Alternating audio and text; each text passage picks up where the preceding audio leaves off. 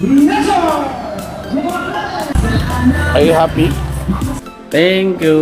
Hello po mga friends, kamusta po kayo lahat? Samahan niyo po kami ngayon. Pupunta po kami sa Albuera ng aking daughter na si Helen. Papasyal po kami, manonood kami ng basketball. July na po kasi, ibig sabihin malapit na po yung piyesta ng Albuera Poblacion. Advance happy fiesta po Albuera Poblacion.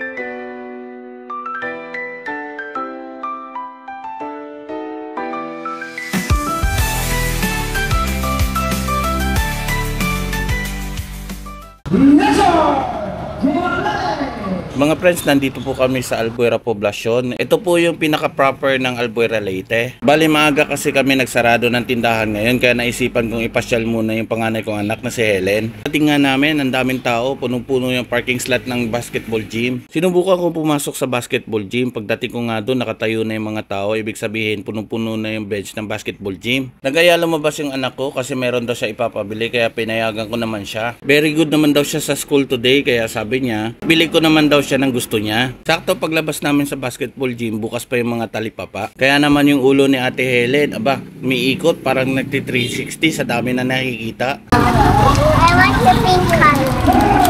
There's a pink color here. Pink color. You ask him how much?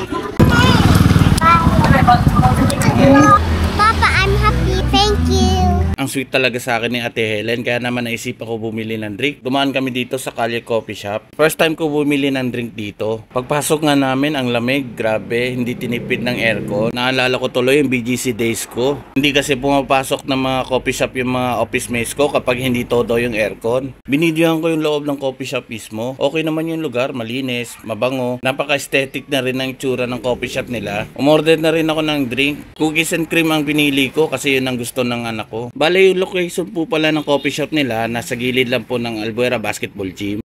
Thank you!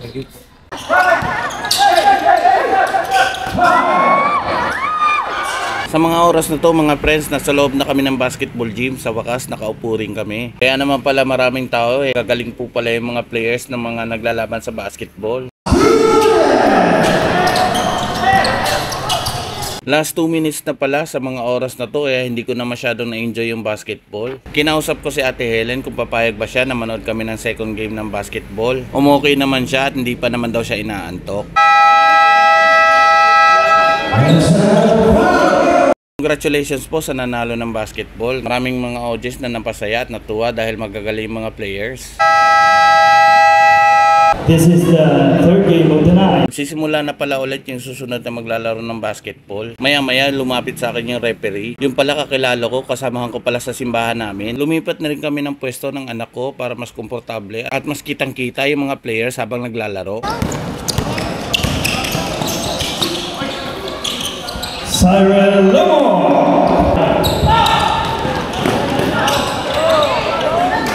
Jersey number 20! What you doing? Playing my game. You're not gonna watch basketball? Because I'm a girl. Tambak yung score ng kalaban, kaya marami nang nagdesisyon na umuwi ng maaga, hindi na tinapos yung basketball. Hey, we're going home.